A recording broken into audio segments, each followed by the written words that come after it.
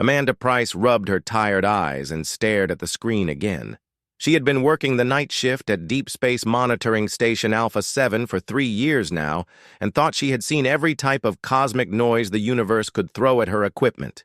The coffee in her mug had gone cold hours ago, but she barely noticed. Something was different about tonight. The signal pattern dancing across her monitors looked wrong. It was too clean and too regular to be natural stellar radiation. Amanda leaned forward and adjusted the filters on her detection array. The pattern became clearer. Mathematical sequences were buried in what should have been random background noise from distant stars. She called over to Jake Murphy, who was checking the station's communication systems at the other end of the control room. Jake was a good engineer and had been her partner on many late-night shifts.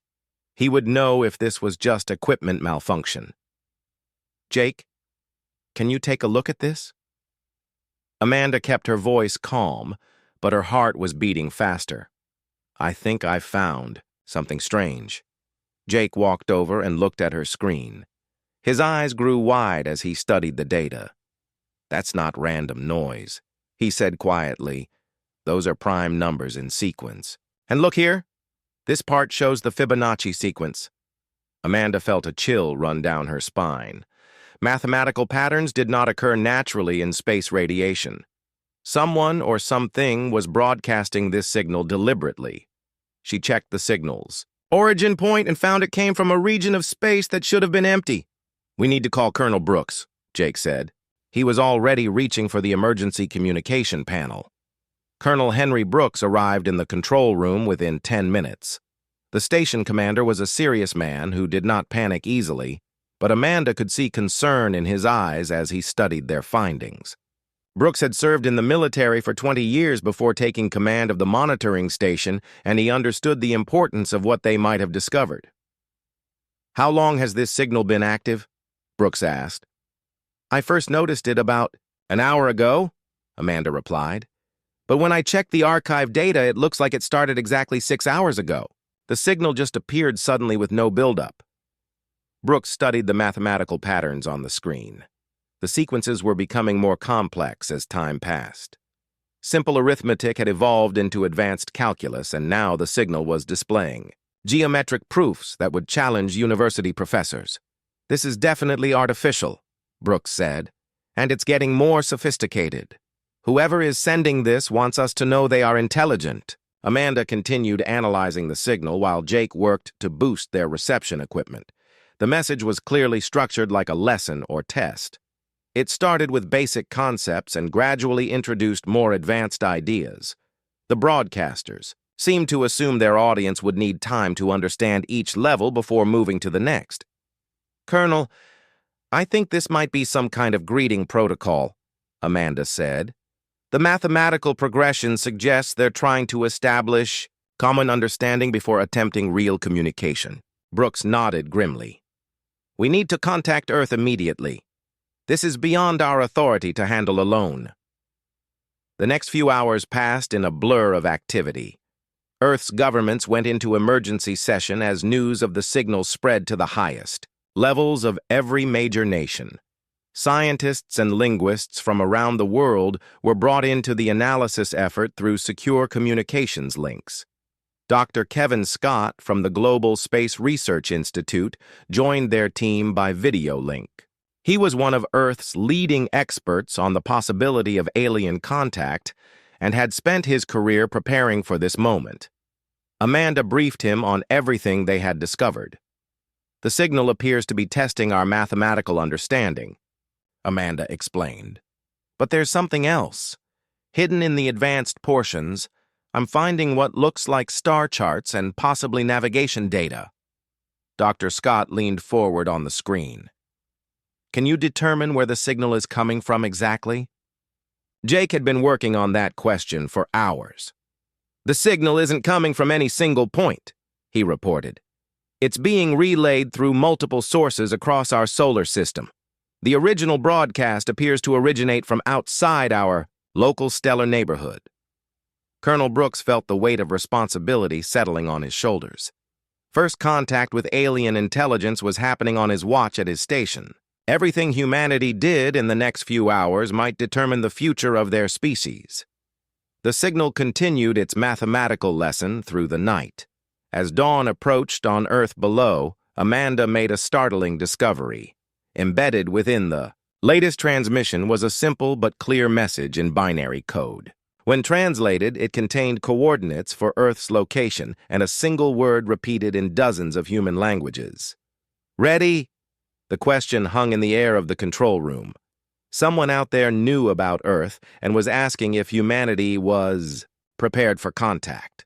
The choice of what to answer would soon be in the hands of world leaders. But Amanda knew that this moment would be remembered as the day everything changed for the human race. President Lisa Carter stood before the emergency assembly of world leaders gathered in the United Nations building. She had been in office for 2 years, but nothing had prepared her for this moment. Representatives from every major nation sat in the Great Hall, their faces showing the same mixture of fear and excitement that she felt in her own heart. "Ladies and gentlemen, we face a decision that will determine the future of humanity," President Carter began. 12 hours ago, we received confirmation that we are not alone in the universe. More importantly, someone out there is asking if we are ready to join them." Dr. Amanda Price sat at the expert panel table, still tired from her sleepless night, at the monitoring station. She had been flown to New York along with the complete analysis of the alien signal. The weight of representing humanity's first contact with aliens felt enormous on her shoulders. "Dr. Price, please explain what we know about this message," President Carter said. Amanda stood and activated the large display screen behind her. The mathematical patterns from the alien signal filled the screen in colorful waves and sequences. "The signal is clearly artificial and highly sophisticated," she began.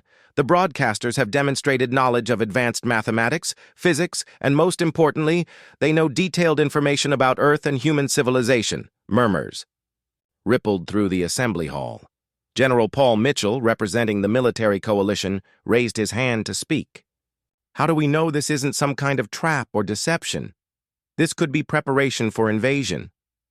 Amanda had expected this question. "General, the level of technology required to send this signal suggests capabilities far beyond our ability to resist. If they wanted to harm us, they would not need deception or elaborate preparation." Dr. Kevin Scott, participating by video link from the Global Space Research Institute, added his analysis. "The signal contains elements that suggest the broadcasters are part of a larger community or organization. They appear to be following established protocols for contact with developing civilizations." Prime Minister Helen Davis of the United Kingdom leaned forward in her seat. "What exactly are they asking us to prove?" The message said, "Ready?" But ready for what? Amanda pulled up the detailed analysis on her screen. Based on the mathematical tests in the signal, they appear to be evaluating several things. First, our technological development level. Second, our ability to work together as a unified species. Third, and perhaps most importantly, our ethical and social development. President Carter felt the enormity of the situation settling over the room. "Dr. Price, how much time do we have to respond?" "The signal patterns suggest we have a limited window," Amanda replied. "Based on the mathematical sequences, I estimate we have approximately 72 hours from the initial broadcast to send our response. After that, the opportunity may be lost permanently." Chancellor Klaus Weber of Germany stood to address the assembly. "How can we possibly unify our response in such a short time? Our nations have been unable to agree on far simpler matters for decades." Dr. Scott's voice came through the speakers with urgency. "The signal itself provides clues about what they expect. The mathematical proofs they sent require cooperation between multiple specialties to fully understand. I believe they want to see evidence that we can work together despite our differences." General Mitchell remained skeptical. "What if we refuse to respond? What if we choose to maintain our independence rather than risk unknown consequences?" Amanda had studied this possibility during her analysis. General, the signal indicates that this is a one-time offer. Species that do not respond appropriately are classified as not ready and are left alone indefinitely. However, based on the patterns once classified as not ready, a species does not receive another opportunity for contact. The room fell silent as the implications sank in. This was humanity's only chance to join whatever larger community existed. Among the stars, refuse or fail, and Earth would remain isolated forever. President Carter looked around the room at the assembled leaders. We need to make a decision quickly. If we choose to respond, we must work together to craft a message that represents all of humanity, not just individual nations. Foreign Minister Chen Wei of China raised a practical concern. How do we ensure that our response demonstrates unity when our nations maintain very different political and social systems?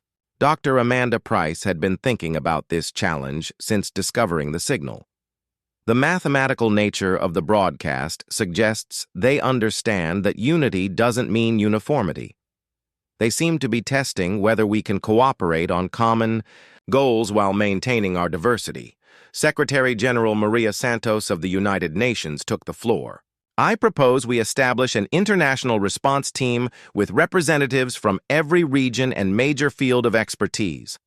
We have 72 hours to create humanity's first official communication with alien intelligence. The vote was closer than anyone wanted to admit. Some nations feared the risks of contact, while others worried about being left behind if Earth was rejected by the galactic community. In the end, the desire to reach for the stars won over the fear of the unknown. President Carter announced the decision. Humanity will respond to the galactic broadcast. We will work together to prove that our species is ready to join the larger community among the stars. Dr. Amanda Price felt a mixture of excitement and terror as she realized she would be leading the team responsible for crafting humanity's response.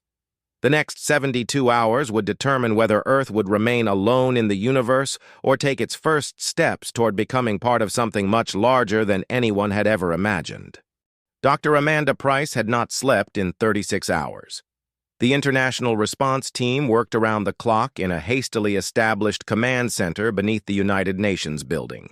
Scientists, linguists, mathematicians, and philosophers from every corner of Earth collaborated on humanity's first message to alien intelligence. Dr. Carlos Rodriguez, the brilliant physicist from Spain, approached Amanda's workstation with a troubled expression. Amanda, I found something disturbing in the alien signal. There are hidden tests embedded within the mathematical sequences. Amanda looked up from her computer screen where she had been crafting the opening portion of humanity's response. What kind of tests? Carlos pulled up his analysis on the shared display. The signal isn't just checking our mathematical knowledge. These embedded patterns are testing our ability to recognize emotional intelligence, creativity, and, most importantly, whether we can identify deception and manipulation. This discovery changed everything. The aliens were not simply evaluating humanity's technological development. They were conducting a psychological examination of the entire species. Amanda felt a chill as she realized the implications. Captain Frank Lewis, the military strategist assigned to their team, studied the new data carefully. If they're testing our ability to detect deception, that suggests deception is a known problem in galactic society. We may be dealing with multiple alien factions with different intentions. Dr. Nancy White, the philosopher from Oxford University, had been working on the ethical portions of humanity's response. This makes our task both easier and more difficult, she said. We need to demonstrate not just intelligence, but wisdom and the ability to recognize threats while remaining open to cooperation. Meanwhile, Jake Murphy had been analyzing the technical aspects of the alien broadcast from his position at the monitoring station. His latest discovery sent shockwaves through the response team. Amanda, you need to see this immediately. His voice crackled through the communication system. What did you find, Jake? Amanda asked. The broadcast signal is being amplified by artificial satellites positioned throughout our solar system. These satellites have been here for thousands of years, hidden from our detection until now. The aliens have been watching us for millennia. The pie. Room fell silent as the team absorbed this revelation. Humanity had never been alone. Every war, every scientific discovery, every moment of human history had been observed by alien intelligence. The Watchers had waited until now to make contact. Doctor. Rodriguez ran calculations on the satellite network. Based on their positioning and technology, these observers have been monitoring Earth since before recorded human history. They've watched our entire development from primitive tribes to spacefaring civilization. Amanda felt overwhelmed by the responsibility. If they've been watching us for so long, they already know everything about humanity. This test isn't about proving our intelligence. It's about proving we've learned from our mistakes and grown beyond our destructive impulses. The team worked with renewed urgency. Captain Lewis collaborated with Dr. White to craft portions of the response that demonstrated humanity's understanding of ethics and conflict resolution. They included examples of how humans had learned to cooperate despite historical differences and how modern civilization had moved beyond purely tribal thinking. Dr. Rodriguez contributed mathematical proofs that required international cooperation to solve, demonstrating that human science had become a global endeavor. The response included artistic expressions and music samples that showed humanity's creative spirit and cultural diversity. Most importantly, Amanda insisted they include honest acknowledgement of humanity's flaws and mistakes. We cannot pretend to be perfect, she told the team. If they've been watching us, they know our history of war and environmental destruction. Our response must show that we've learned from these failures. The response message took shape over the remaining hours of their deadline. It included everything the aliens had tested for: mathematical sophistication, technological capability, artistic creativity, ethical understanding, and evidence of cooperation between different human cultures and nations. With 6 hours remaining before their deadline, the team completed the message. It represented the best of human knowledge and wisdom, crafted by the greatest minds Earth could bring together in 72 hours. The message demonstrated that humanity understood both its potential and its responsibilities. President Carter authorized the transmission from a unified Earth broadcasting array. Every major nation contributed power to the transmission system, creating the strongest signal Earth had ever sent into space. The symbolic importance was not lost on anyone involved. Humanity spoke with one voice for the first time in its history. Amanda watched the transmission begin from the command center. The message pulsed out from Earth toward the hidden satellite network, carrying with it humanity's hopes for joining the galactic community.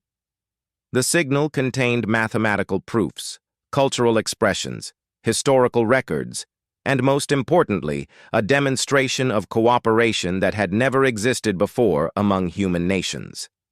As the transmission completed, the response team could only wait. They had done everything possible to prove humanity's readiness for contact. The aliens had watched human development for thousands of years, and now they would judge whether Earth had finally grown wise enough to join whatever greater community existed among the stars. Amanda looked around at her international colleagues who had worked together despite coming from nations that had been enemies just days before.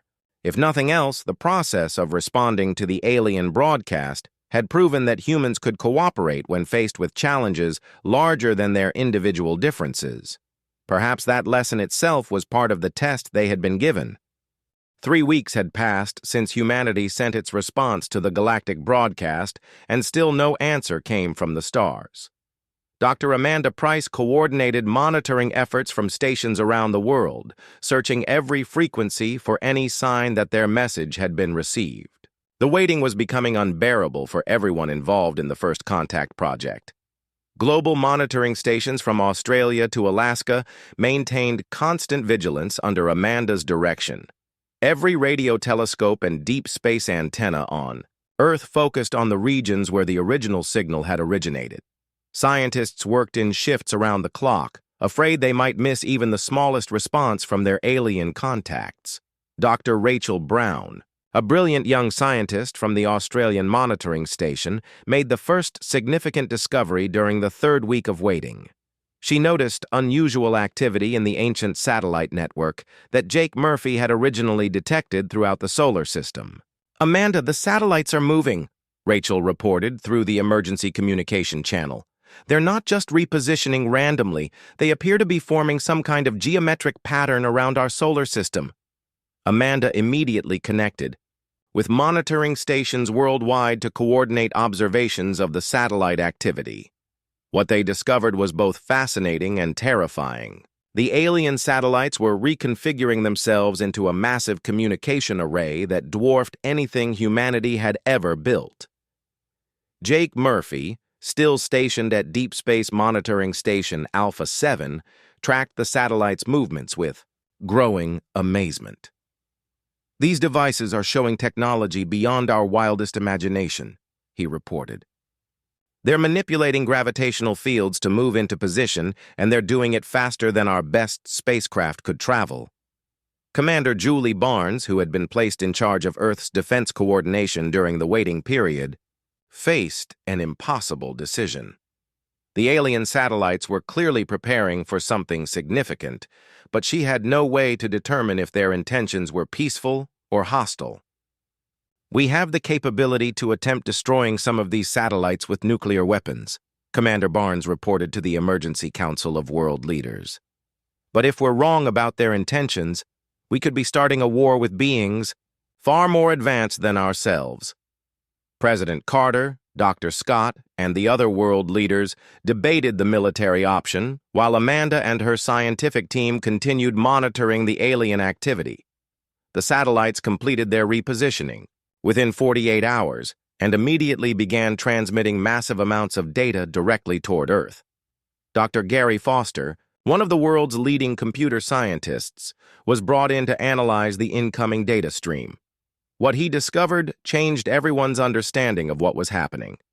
"The aliens are downloading information directly into our internet infrastructure," he announced. "They're giving us access to what appears to be a galactic database." The information flowing from the satellites included detailed star charts showing the locations of thousands of habitable worlds, technological blueprints for devices humanity had never imagined, and historical records of hundreds of different alien civilizations. The scope of knowledge being shared was overwhelming. Amanda worked with Dr. Foster to understand why the aliens were sharing this information. "This isn't random data transfer," she realized.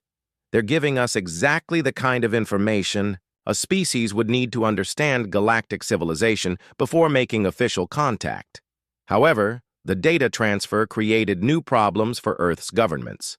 Some nations attempted to block the information from reaching their populations, while others tried to monopolize access to the technological blueprints. The promise of advanced alien technology threatened to destabilize international cooperation just when humanity needed unity most. Dr. Foster discovered that the data transfer itself was another test. "The aliens are watching how we handle sudden access to advanced knowledge," he explained to the international response team. "They want to see if we'll use this information responsibly or allow it to create chaos and conflict." Commander Barnes found herself coordinating not just planetary defense, but also managing conflicts between nations competing for alien technology. "Some countries are trying to claim exclusive rights to portions of the database," she reported. "Others are sharing everything openly. The aliens are definitely observing how we handle this situation." Amanda realized that humanity was still being evaluated even during the waiting period. The alien response was not just silence followed by data transfer. The entire process was an extended examination of human character and wisdom under pressure. President. Carter called for another emergency session of world leaders to address the growing tensions over the alien database. "We cannot allow greed and competition to destroy our chances of joining the galactic community," she declared. "The aliens are testing whether we've truly learned to work together." Dr. Nancy White, the philosopher who had helped craft humanity's original response, provided crucial insight into the alien strategy. "They're not just evaluating our response to their message, they're testing how we behave when given power and knowledge beyond our current development level. This is a test of our wisdom and restraint." The revelation changed how Earth's governments approached the alien database. Instead of competing for exclusive access, they began establishing international protocols for sharing and studying the information together. The process was difficult and sometimes contentious, but slowly, humanity began demonstrating the cooperation the aliens seemed to be looking for. As the data transfer continued, Amanda maintained hope that humanity was passing this extended examination. The alien technology and knowledge being shared suggested that the galactic community wanted Earth to succeed in joining them. The question remained whether humans could prove themselves worthy of the trust being placed in them. The waiting period was teaching humanity as much about itself as about the aliens who watched from among the stars. The alien response finally came exactly 6 weeks after humanity had sent their message to the stars. Dr. Amanda Price was reviewing satellite data at the Global Coordination Center when alarms began sounding at monitoring stations worldwide. Something massive had appeared at the edge of the solar system. Captain Steve Morgan, commanding the International Space Station, was the first human to see the alien vessel directly. Through the station's telescopes, he watched a ship larger than Earth's moon materialize near the orbit of Pluto. The vessel had not traveled through space in any conventional sense. It had simply appeared as if stepping out of invisible doorways between the stars. "Ground control. This is Captain Morgan. On the International Space Station," he transmitted to Mission Control with barely controlled excitement. "I have visual confirmation of an artificial structure approximately the size of Luna. The object appears to be a spacecraft of unknown design and is maintaining position at the outer edge of our solar system." Amanda coordinated the global response. From the Emergency Command Center, as every telescope and monitoring device on Earth focused on the alien ship. The vessel was clearly the product of technology far beyond human capability. Its surface seemed to shift and change like liquid metal while maintaining perfect geometric proportions that human eyes found both beautiful and unsettling. Ambassador Elena Harris had been selected months earlier to represent humanity in the event of direct alien contact. She was a career diplomat with experience in the most difficult international negotiations, but nothing had prepared her for the possibility of speaking for the entire human species. She waited in the prepared contact facility while governments worldwide held their breath. The alien ship approached Earth slowly over the course of 3 days. Amanda and her team calculated that at its size and apparent mass, the vessel could have reached Earth in minutes if its occupants had chosen to do so. The slow approach was clearly deliberate, giving humanity time to observe and adjust to the reality of alien visitation. Dr. Margaret Bell, the anthropologist assigned to develop first contact protocols, worked frantically to prepare for face-to-face meetings with beings whose appearance and culture remained completely unknown. "We have no idea what we're dealing with," she confided to Amanda. "They could be anything from machines to energy beings to creatures we can't even imagine."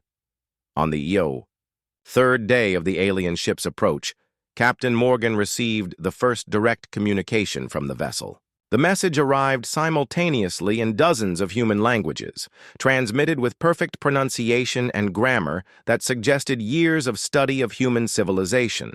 "People of Earth, we greet you as representatives of the Galactic Councils. Contact Division," the message began in a voice that sounded reassuringly similar to human speech patterns. "We have received and evaluated your response to our broadcast. Your species has demonstrated the wisdom and cooperation necessary for consideration as galactic citizens." Amanda felt a wave of relief wash over her as she listened to the alien message. Humanity had passed the initial test. The years of watching and evaluation had led to this moment of acceptance. But the message continued with information that both excited and challenged everything humans thought they knew about their place in the universe. Your world exists within a region of space that contains several species currently undergoing evaluation. For galactic citizenship, the alien voice explained. Becoming a full member of our community requires demonstrating not only internal cooperation, but also the ability to work peacefully with other developing civilizations. Dr. Kevin Scott, listening from his research institute, immediately understood the implications. "They're not just evaluating Earth," he told Amanda through their communication link. "There are other species like us in nearby star systems, all trying to prove themselves worthy of joining this galactic community." The aliens requested permission to establish a formal diplomatic station in Earth orbit. The request was phrased politely, but Amanda recognized that beings capable of building moon-sized spacecraft and traveling between stars were not really asking for permission so much as announcing their intentions in a diplomatic manner. President Carter, speaking for the unified Earth government that had formed during the response period, granted permission for the alien diplomatic station. The decision was broadcast globally as humanity prepared for the next phase of first contact with galactic civilization. Commander Julie Barnes coordinated Earth's military response to the alien presence. Her forces maintained readiness while avoiding any actions that might be interpreted as hostile. The aliens had demonstrated peaceful intentions, but Barnes understood that her responsibility was to protect Earth regardless of their apparent friendliness.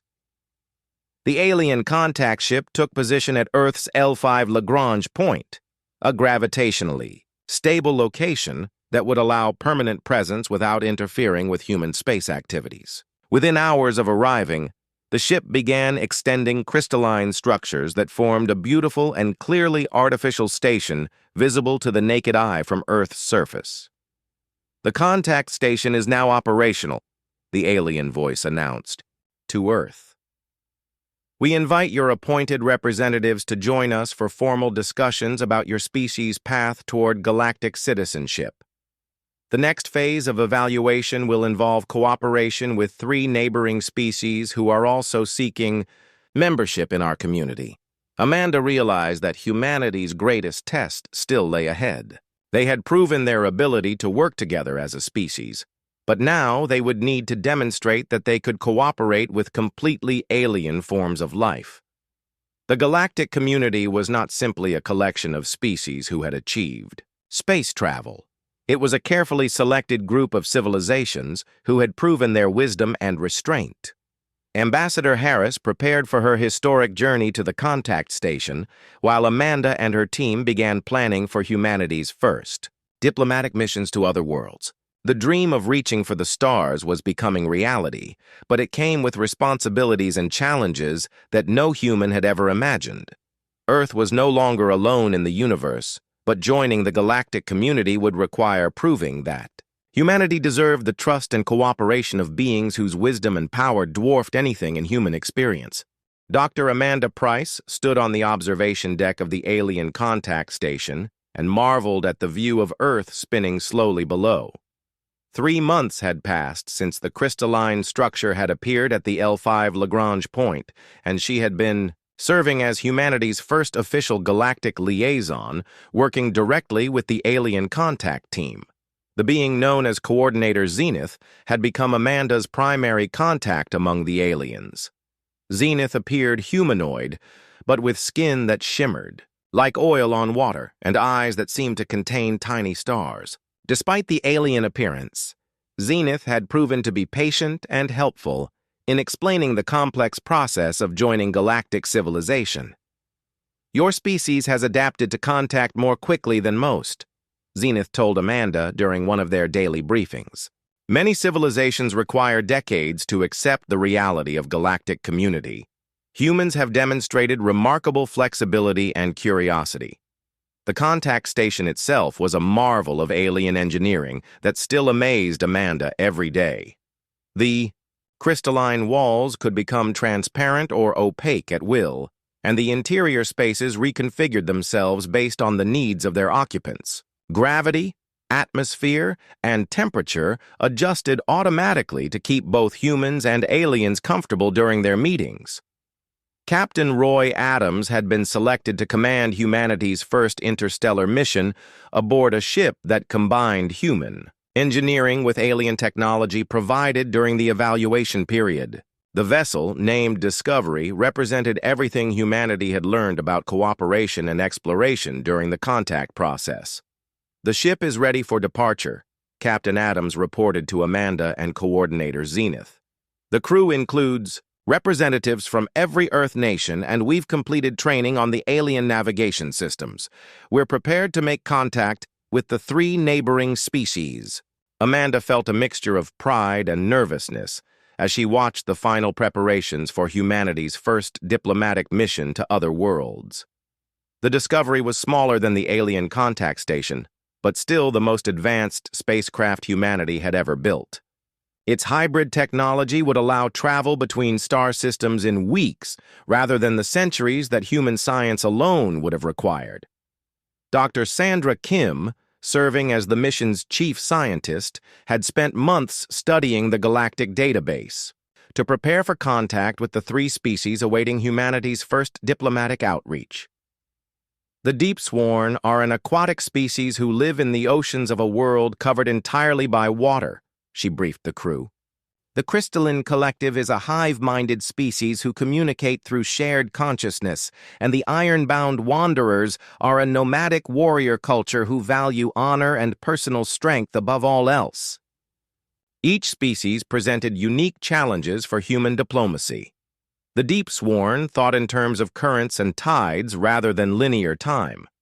The Crystalline Collective struggled to understand individual consciousness and personal identity. The Iron-Bound Wanderers respected only those who could prove themselves in combat or competition. Coordinator Zenith explained the importance of these first contacts to Amanda. "The galactic community is not simply a collection of advanced species. We are civilizations who have learned to value wisdom and cooperation over conquest and competition. Each species you meet has qualities that complement the others." The alien explained that galactic civilization was organized into cooperative regions where dozens of species worked together for mutual benefit. War between galactic citizens was virtually unknown because the screening process ensured that only truly peaceful and wise species joined the community. "The Deepsworn provide environmental management and ecological wisdom," Zenith continued.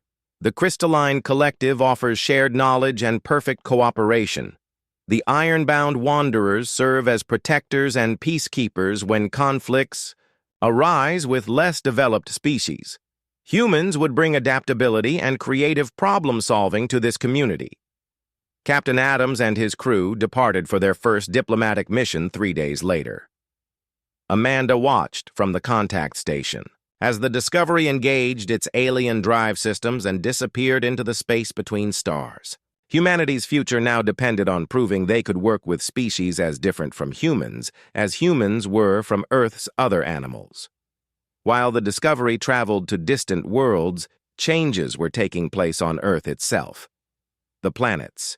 Governments had begun restructuring to meet galactic community standards while maintaining human independence and culture. The process was slow and sometimes difficult, but the promise of joining a vast community of peaceful civilizations motivated even the most reluctant nations to cooperate. Dr. Margaret Bell documented these changes as humanity's first xenoanthropologist. "We're becoming something new while remaining essentially human," she reported. "The contact with galactic civilization is pushing us to develop the best aspects of our nature while abandoning the worst." Children around the world looked up at the contact station's lights in the night sky and knew that the universe was no longer an empty void, but a community waiting to welcome them. Schools began teaching galactic history alongside human history, and the first generation of humans who would grow up as galactic citizens started learning about the dozens of species they would someday meet among the stars. Amanda received word from the Discovery 6 weeks into their mission. Captain Adams reported successful contact with all 3 species and positive progress in establishing diplomatic relationships. The Deep Sworn had shared environmental technologies that could help heal Earth's damaged ecosystems. The Crystalline Collective offered access to shared knowledge databases that contained the accumulated wisdom of thousands of civilizations. The Iron-Bound Wanderers had invited human warriors to train with them and learn the responsibilities of protecting peaceful species from those who would harm them. Coordinator Zenith informed Amanda that humanity had passed all the tests required for provisional membership in the galactic community. Your species has demonstrated wisdom, adaptability, and the capacity for growth, Zenith announced. Earth will be welcomed as a full member once your diplomatic missions are complete, and your planetary government has adapted to galactic standards. Amanda looked out at Earth from the contact station and realized that the small blue world was no longer isolated in the cosmic dark. Humanity had answered the galactic broadcast and proven themselves worthy of joining the vast community of civilizations that stretched across the galaxy. The future held challenges and wonders beyond anything humans had ever imagined, but they would face that future together with friends among the stars.